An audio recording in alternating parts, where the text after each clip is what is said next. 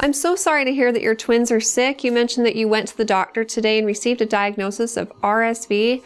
And that basically is a virus that for older people, like even older children and adults, it just makes us feel like we have the common cold. We feel a little under the weather for a few days. It's inconvenient, but for a child under the age of 2, it can become severe.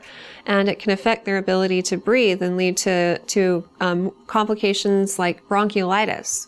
Certain populations are at higher risk for getting it, like babies that are younger than 6 months of age, those that were born prematurely, or during RSV season. And if your twins were born prematurely, which oftentimes twins are, that does put them at higher risk.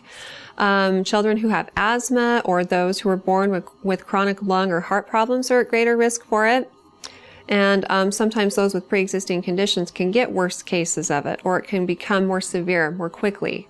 Initially, kids who get RSV will just have a runny nose, they'll cough and run a low-grade fever, but it can progress and get worse past that point. They may start to have difficulty breathing and breathe very rapidly and wheeze. And if you're seeing this, then your child needs to be seen urgently so that they can receive treatment.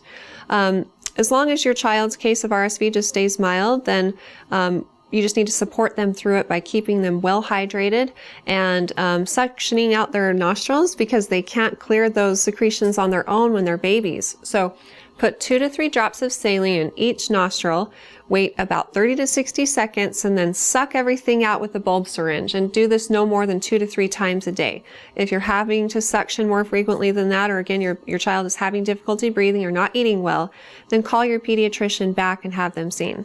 Sometimes hospitalization is necessary for RSV because more intense suctioning needs to be performed in order to clear the child's airway. They need to receive oxygen and maybe even IV fluids, because children who have a hard time breathing can't eat. And again, we need to keep them hydrated. So I hope it doesn't get to that point for your children and that they stay well. You asked a question about whether or not this is something they'll get in the future. And because RSV is a viral infection, it is possible that they'll get it again in the future. The best thing you can do to prevent the spread of RSV or illness is to wash their hands frequently.